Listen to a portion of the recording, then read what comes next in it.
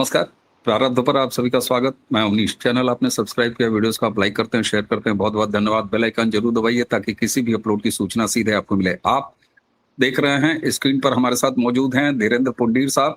धीरेन्द्र पुंडीर साहब लगातार बंगाल चुनाव को कवर कर रहे हैं और दादा के सानिध्य में मैं भी बंगाल चुनाव के लिए बंगाल पर प्रवास किया। इस समय भी धीरेन्द्र सर फील्ड में हैं। आप उनका बैकग्राउंड देख सकते हैं। सीधे चलते हैं क्योंकि बहुत प्रचंड गर्मी है और कैसे फील्ड में रिपोर्टिंग होती है ये मैंने सर के साथ 2 दिन रह के देखा। सर, अब जबकि आज शाम को अब कुछ घंटे रह गए हैं, 5 बजे प्रचार बंद हो जाएगा। भवानीपुर में ममता बनर्जी के लिए एक मुश्किल स्थिति पैदा हो गई है, लेकिन उसी के साथ-साथ 142 सीट। मैं बार-बार एक चीज पूछ रहा हूँ, जिस तरीके से पहले फेज में चीजें दिखाई दी, क्या अब कोई कमजोर कड़ी और मजबूत कड़ी, फर्स्ट फेज भाजपा के लिए मजबूत, सेकंड फेज टीएमसी के लिए, अब ये कोई बात रह गई है जमीन पर सर? देखिए, मैं ये कहूंगा सिर्फ कि ऐसी कोई चीज अब मौजूद नहीं है। अब सीधे तौर पर जो बीजेपी है वो सेकंड फेज में उछल के और आगे बढ़ के काम कर रही है। वो अब मैं ये कहूंगा कि आप जैसे पहले फेज में एक प्रेशर बीजेपी पे था, क्योंकि उसको 77 में से 59 सीट्स जो मिली है वो उसको फर्स्ट फेज में मिली थी, तो लिहाजा उसको अपने प्रदर्शन को बेहतर करना था और इस पोजीशन में आना था कि वो सेकंड फेज, जो कि सबसे ज्यादा मजबूत फेज है टीएमसी का, उस तक एक ऐसी लीड लेके जाए जहां उसको कम चले तो भी वो अपने आप को इस लड़ाई में बनाए रख सके। बीजेपी का अब 100 से 110 सीटों का जो अनुमान है, वैसे अपने आप उनका 115 से 125 तक है, लेकिन जनरली जो लोग मान रहे हैं, सब लोगों को ऐसा लगता है कि 110 सीट तक बीजेपी 93 से 103 तक तो बहुत इजीली जा रही है, उससे ऊपर जा सकती है। तो ये पहले फेज का प्रेशर बीजेपी पे था, दूसरे फेज का प्रेशर अब टीएमसी पे है, क्योंकि इन 142 सीटों में से महज 18 सीटें बीजेपी के पास थी। बीजेपी को सिर्फ 18 सीटें लेनी थी और जो बाकी सीटें हैं वो सब सीटें टीएमसी के पास थी। तो लिहाजा ऐसे समय में जब हम ये देख रहे हैं तो एक प्रेशर उसके ऊपर माउंट हो रहा है और उसको ये कंट्रोल करना। तो लिहाजा जिन लोगों को ये लगता है कि ये बहुत ज्यादा प्रेशर उस पर था फर्स्ट फेज का प्रेशर, मैं ये कहूंगा कि उनके पास अब बीजेपी से शिफ्ट हो गया टीएमसी के पास और टीएमसी को इसको बेहतर करना होगा, नहीं तो वो सत्ता से दूर जाती दिखाई दे रही है। और अगर मैं ये कहूं कि सेकंड फेज में बीजेपी बहुत अच्छे से, बहुत कॉन्फिडेंटली और बहुत उस पिछली बार से आगे बढ़ने के दावे के साथ वो काम कर रही है और ऐसा दिख भी रहा है लोगों के साथ। मैं टाकी, बसीरहाट, इधर बनगाम, अलग अलग जगह पर गया कॉन्स्टिट्यूंसी में, फिर इधर चले गए हम लोग खरदहा, एक अलग अलग उत्तर पहाड़ा, सब जगह पर जहां जहां घूम सकते थे वहां घूमने के बाद हमने देखा कि एक बेहतर पोजीशन मुझे लगता है कि वो होल्ड कर रही है। और ये मुकाबला आपने देखा हुआ भवानीपुर का सबसे हाई प्रोफाइल अगर हम ये कहें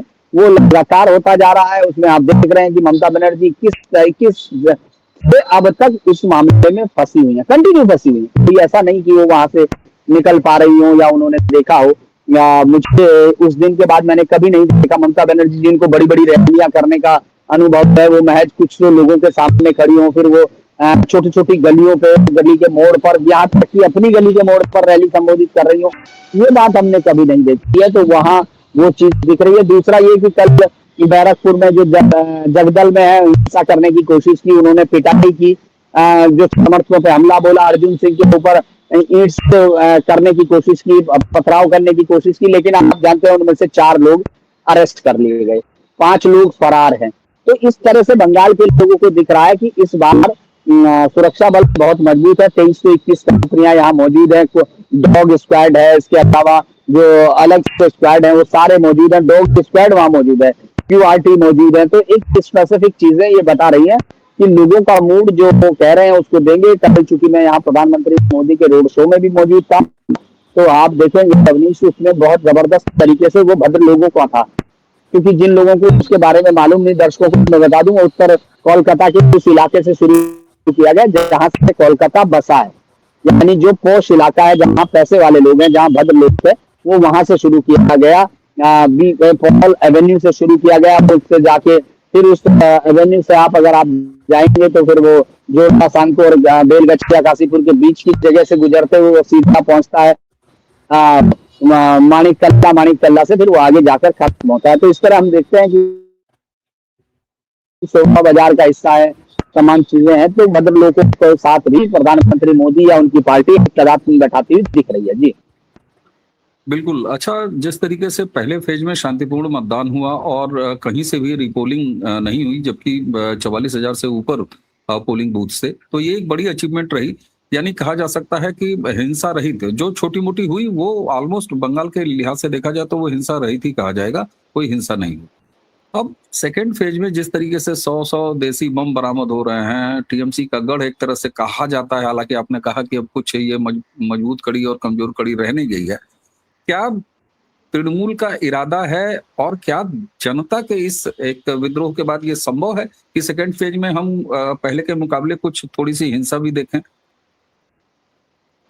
देखिए, आपने पहले ही बहुत अच्छी चीज कही जो दर्शकों को समझ में आई होगी, मैं उसको दोहरा देता हूँ कि ये ऐसा ही है जैसे आपने एक आदमी को रोज लाठियों से पीटते देखा हो और उसके बाद उसका विरोध दिख रहा हो और अगर एक आध उसको उस विरोध करते हुए थप्पड़ लग गया हो, लेकिन बाकी और कुछ भी नहीं हो, तो हम लोगों के लिए जिन्होंने पहली बार उसको देखा उनको थप्पड़ की भी गूंज सुनाई देगी, लेकिन जो लोग लाठियों से पीटते देख चुके उनको लगेगा कि इस समय माहौल बदल रहा है, ये आदमी रिएक्ट भी कर रहा है, ये आदमी वो भी कर रहा है। तो बंगाल उसी तरह है। बंगाल के लोगों को ये बहुत बड़ा अचीवमेंट लगता है कि बिना किसी हिंसा, मौत या बमबाजी के फर्स्ट फेज निपट गया है। तो ये बहुत बड़ा चेंज है और ये चेंज उनको वोटिंग करने की ताकत दे रहा है। मैं यही कहूंगा कि ये एक बहुत बड़ा चेंज है।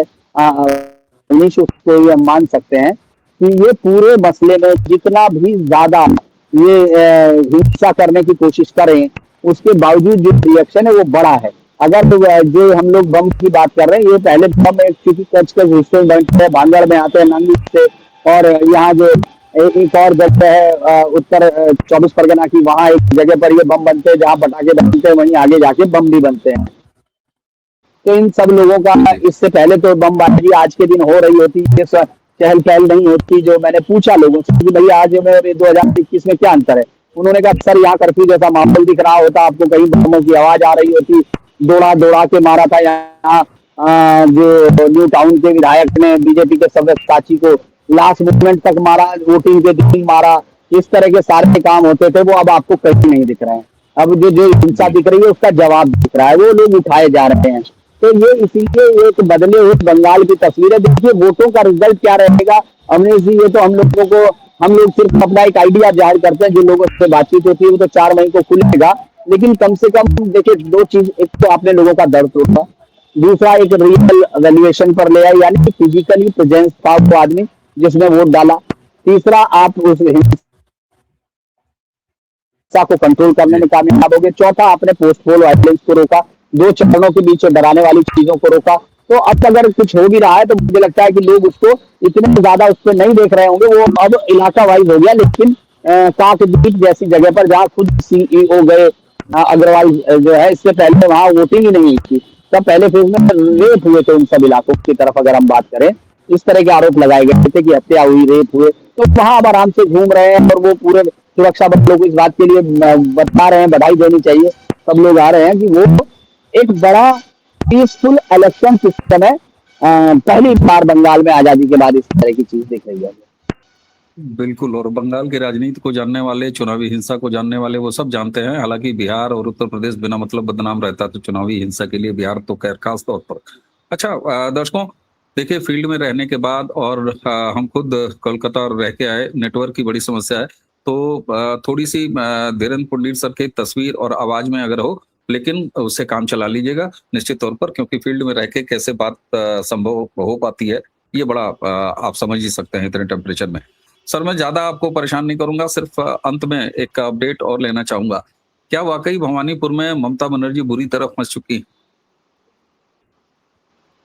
हाँ, कहना चाहिए, क्योंकि मैंने आपको पहले कहा आज वो सब्जी खरीदती हुई दिखाई दी, क्योंकि मोदी झाल मोड़ी खा चुके हैं। वो पहली बार मंच से छोड़ के जाती सुनाई दी आपने। मुझे लगता है आपको मेरी आवाज मिल रही है अभी? बिल्कुल बिल्कुल मिल रही है सर, मिल रही है, आप बोलते रहें सर। तो पहली बार मैंने आपको बताया कि किस तरह से वो पूरे इलाके में घूम रही है, छोटी छोटी जगह पे घूम रही है। और आपने कभी ये सुना था कि टीएमसी की जो मुखिया है उनके गढ़ में चुनाव हो रहा हो? वैसे भी भवानीपुर आप ये जान लीजिए वीआईपी सीट है, वहां पहले भी मुख्यमंत्री चुने जाते रहे, सिद्धार्थ शंकर रे भी जीते, तो जो मुख्यमंत्री अक्सर भवानीपुर सबसे वीआईपी सीट वैसे ही मानी जाती है और सबसे कीमती एरिया भी है लखनऊ का, माफ कीजिएगा कोलकाता का। तो जो आपने देखा होगा कि वहां दोनों आपस में आके टकरा गए, ऐसा कभी मैंने नहीं सुना, कभी मैंने नहीं सुना कि वही टीएमसी के कार्यकर्ताओं के सामने बीजेपी के आके अड़ जाए। और ऐसे 3 बार झड़प हुई। ममता बनर्जी आप सोचिए स्टेज से उठ के चली गई, ऐसा कभी नहीं हो, क्योंकि सामने भीड़ नहीं दिख रही थी, वो कहने लगी मेरे कान में आवाज आ रही है, ये सब आ रहा है, वो उठ के चली गई।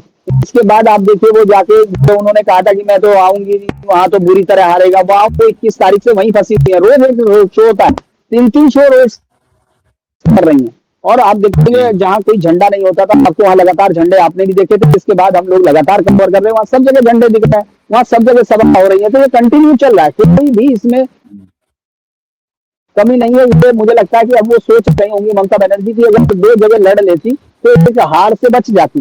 और इस समय मुझे लगता है शुभेंदु और वो इस बात को लेकर बहुत ताकत के साथ आगे बढ़ रहे हैं, उनको लग रहा है कि वो जीत ही गए हैं। तो मुझे लगता है कि एक बड़ी चीज है और ममता बनर्जी इस वक्त वहां फंसी हुई है, इसमें किसी को कोई शक नहीं है। मुझे नहीं, ममता बनर्जी को नहीं, वो अब ये कह रही है अगर मंच पे कि मुझे पुलिस वाले नहीं पूछ रहे हैं, पुलिस वालों ने मुझे घेर लिया है और ये मुझे जो सभा की अनुमति देने वाला है उसको धमकी दे रही है कि तुम यहीं रहोगे। तो इस तरह की चीजें ये बताती हैं कि वो एक हार को आसन्न देख के थोड़ा सा घबरा गई है। बहुत सारे लोगों ने कहा, ऐसा उन्होंने कभी नहीं देखा है।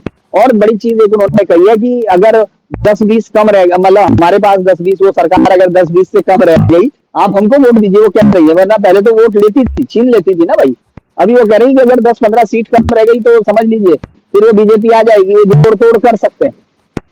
तो ये सब समझने की जरूरत है, ये सब एक चेंज को बता रहा है। बिल्कुल बिल्कुल। और दर्शकों, मैंने पहले ही कहा, एक बार फिर कह रहा हूं कि आवाज में थोड़ी सी जो दिक्कत है वो आप उसमें सहयोग करेंगे, ऐसी आशा है। तो सर, कुल मिला के अब जब शाम को आज प्रचार खत्म हो जाएगा तो उसके बाद ये चुनाव पहले फेज में जैसा रहा वैसा ही दूसरे फेज में है। पहले फेज में क्या माहौल रहा वो हम सबने देखा। सर, आपने इतनी गर्मी के बीच हमारे अनुरोध को स्वीकारा और हमें समय दिया, इसके लिए आपको बहुत बहुत धन्यवाद सर। और आपको बहुत बहुत प्रणाम, जिस अद्भुत तरीके से आपने वेस्ट बंगाल के इस इलेक्शन को, इस चुनाव को कवर किया है। तो दर्शकों, यदि आपको वाकई में पहले की बातें भी और अब से लेके 29 तारीख के मतदान तक की सारे अपडेट ऑन ग्राउंड अगर आपको देखने हो तो आपको इसके लिए धीरेन्द्र पुंडीर सर का चैनल जो न्यूज पॉइंट है, आप नीचे देखिए न्यूज पॉइंट, तो उसको आप जरूर सब्सक्राइब कर लें। आपको हर चुनाव, सिर्फ बंगाल ही नहीं, हर चुनाव आप उसमें पाएंगे। बिहार चुनाव में भी ये कम से कम राष्ट्रवादी यूट्यूब चैनलों में धीरेन्द्र पुंडीर सर ने एक नया वो एक चलन किया है कि कैसे यूट्यूब के इस राष्ट्रवादी मंच पर भी आप फील्ड से रिपोर्टिंग कर सकते हैं और फील्ड से आपको कंटेंट दिखाए जाए। और इसके जरिए हम लोगों को भी ये अवसर मिलता है कि हम लोग भी फील्ड में जाएं, सीखें, और ये सिलसिला अब लगातार बढ़ता जा रहा है। इसके लिए एक बार फिर धीरेन्द्र सर आपको बहुत बहुत धन्यवाद। तो दर्शकों, ये थी चर्चा। आशा है कि ऑडियो में जो थोड़ी सी दिक्कत होगी उसको आप सहयोग करेंगे। तो इसी के साथ ये चर्चा आज की समाप्त करेंगे। मैं सिर्फ दर्शकों से, अवनीश जी, मैं अवनीश जी बोले सर, आपकी आवाज भी एक्चुअली आना। अवनीश जी, मैं दर्शकों को और आपको ये कह रहा हूँ कि मैं जब अगली बार बैठूंगा तो इस समय की पूर्ति कर दूंगा। जी सर, बिल्कुल, धन्यवाद सर, धन्यवाद। तो दर्शकों, आप जानते ही हैं कि कई बार जो है ये, और वेस्ट बंगाल में बहुत ज्यादा नेट की स्थिति बहुत खराब है, इसलिए हम आगे प्रयास करेंगे कि आपको कल एक और बातचीत धीरेन्द्र साहब के साथ दिखा सकें। तो चैनल को आपने सब्सक्राइब किया, वीडियोस को आप लाइक करते हैं, शेयर करते हैं, बहुत बहुत धन्यवाद। बेल आइकन जरूर दबाइए ताकि किसी भी अपलोड की सूचना सीधे आपको मिले। तो आज की चर्चा यहीं तक। मुझे यानी अवनीश को आज्ञा दीजिए। नमस्कार, प्रणाम, जय जय श्री राम।